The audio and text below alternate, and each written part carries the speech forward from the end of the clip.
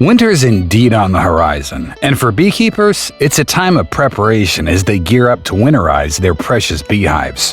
When the chill sets in, bees face some real challenges, and that can be a major concern for their keepers.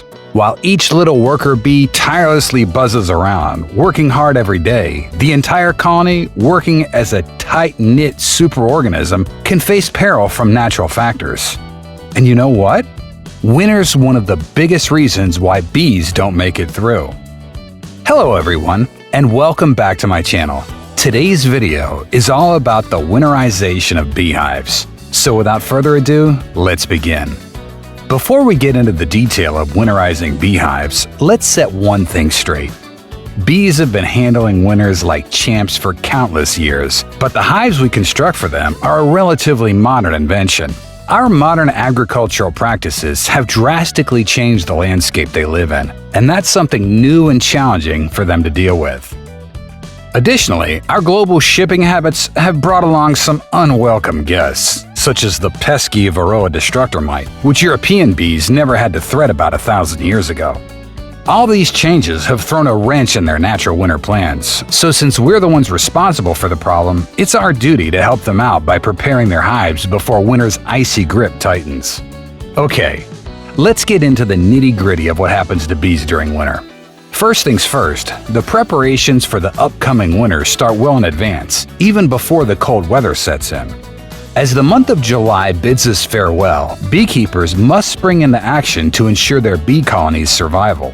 A crucial task during this period is to reduce the mite count significantly. These tiny mites are like unwelcome guests that can wreak havoc on a bee colony if left unchecked. So beekeepers take necessary measures to keep those mites in check. Now, let's talk about the bees' winter pantry. Just like us, bees need to stock up on food for the colder days.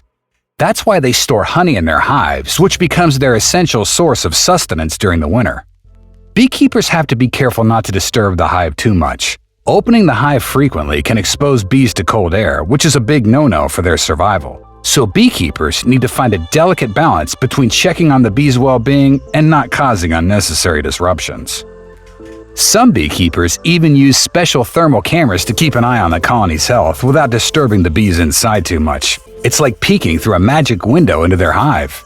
To ensure the bees have enough food, beekeepers cleverly wave the hive box. It's similar to checking how much food's left in our fridge at home. Different bee colonies have different sizes, so they need different amounts of honey to get through the winter months. And guess what? The severity of the winter plays a significant role too. If it's an extra chilly winter, the bees might need to stay inside the hive a bit longer, like a cozy winter hibernation. Why is it important? Alright, let's talk about why winterizing beehives is super important. You know, it's like getting your bees ready for the chilly season. So, here's the deal. You need to find the right formula that works for your area. How much honey do the local beekeepers think is enough for the bees to survive the winter? That's the first thing you need to figure out. Sometimes, the fall nectar flows enough to set up the bees for winter. But hey, don't count on it being a sure thing every time. Sometimes, it just doesn't work out that way. So here's the deal if the spring nectar flow didn't do the trick. You might have to give up a few honey frames from your summer stash. Yeah, I know it's tough, but the bees need their food for winter. If that's not cool with you, then you can make some syrup for the bees to store. When it gets too cold, like below 50 degrees Fahrenheit, the bees won't touch the syrup. And even if they did, it's tough for them to store it properly for the long haul. That means it might spoil, and your bees could end up surrounded by low-quality mead. Oh, and don't forget those pesky mites. They can be real troublesome for your bees. You need to control the mite population before winter hits. Why? Because if you don't, those worker bees that are supposed to take care of the colony during the winter will be in bad shape. Mites carry nasty stuff with them and mess with the bee's immune system by feeding on their hemolymph. And that weakens the colony big time, meaning your honeybees might not survive the winter. Here's the thing. Some mite treatments are picky about warm temperatures. Like thymol, for instance, it needs to vaporize to work its magic. So if you try to use it when it's too cold, it won't do the job right. Alright, let's break down the whole winterizing beehives process step by step. Step 1. Check if you need mite control treatment. First things first, check how your bees are doing health-wise. You can do a mite count by using an alcohol wash. It's like a mini bee health checkup.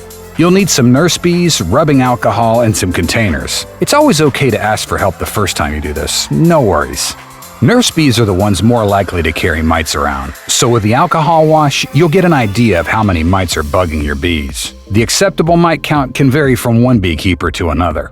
Once you figure out what's acceptable, you'll know if you need to treat your hive. Most beekeepers say that treating in August is the bee's knees. It gives the colony a chance to build strong bees for winter before the queen stops laying eggs. If you treat too late, the brood that's supposed to carry the colony through winter might get infected with viruses. That's bad news, because you'll end up with a weak colony and your honeybees might not make it through despite your best efforts. Step 2. Check your honey stores. Now, let's talk about food. Is the fall nectar flow going to be enough to keep your bees going through winter? It's a good idea to talk to other beekeepers in your areas and see what's up. You know, in a double deep brood colony, you're looking at about 80 pounds of honey. So if the nectar flow isn't enough, you'll have a couple options. You can save some honey from your summer stash or feed your bees in the fall.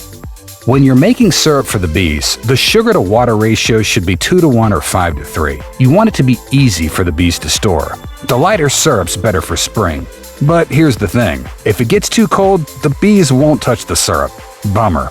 Then you gotta switch to other options like candy boards or powdered sugar. Step 3. Get rid of unnecessary bee stuff. Hey, it's all about creating that cozy winter space for your bees. So you want to take away any extra boxes and supers. The smaller the space, the easier it is for the bees to keep warm. If the colony's small, you can move them to a smaller space or combine them with another colony. Oh, and don't forget to say bye-bye to the queen excluder. The queens don't eat honey, but they need to stay warm with the rest of the gang. If you leave the queen excluder, the queens could get separated from the rest of the bees, and that's not good. You can either remove it completely or put it above the inner cover. Step 4. Keep the chill winds away. No one likes cold winds, not even the bees. So make sure the entrances of your hive are facing away from the wind. You don't want your bees getting a chill after all your hard work. Also, try to create a windbreaker for your bee area. You can use hay bales or straw bales, or maybe position the hives behind a bunch of trees. Or if you're feeling crafty, you can insulate or wrap the hives. Another option is building a temporary snow fence. But hey, the fence is cool, but you'll have to take it down when winter's done and put it up again next fall. Step 5. Keep the mice out. Winter's the time when everyone looks for a warm spot to snuggle in, and that includes mice. But guess what? Mice can be a real pain for your bees. They'll destroy the combs and the hive bodies. Not cool, right? So you need to make sure the mice stay out. You can create a mouse guard using some 1/4-inch hardware cloth. That'll keep those pesky little critters away. Or you can just reduce the hive entrances so only the bees can get in. It's like a VIP entrance for your bees, and the mice won't make it past the bouncer. Step 6. Let's talk about ventilation and moisture. Alright, this is important, so pay attention. You might want to close everything up to stay warm during winter, but ventilation is key for the bees. If there's no proper ventilation, moisture builds up inside the hive. Too much moisture means water droplets falling on your bees, and that's not good news. It could chill them to death or cause mold to grow. Nobody wants a moldy hive, right? So what you want to do is introduce an upward entrance. It gives the warm, moist air a way to escape. Plus, the bees can take cleansing flights through the upper entrance when the lower one's blocked by snow. It's like their bathroom break. You might also need to absorb some of that moisture and provide insulation. Putting some straw or wood shavings between the inner and outer covers works like a charm. Depending on your colony size, you might have to change this insulation during winter to keep it from getting too wet. Bees have been doing this winter thing for ages, but with all the changes we've made to their world, they need some help. Thank you for joining me today. If you enjoyed watching this video, then do give it a thumbs up and subscribe to our channel for more amazing content. Until next time, keep exploring.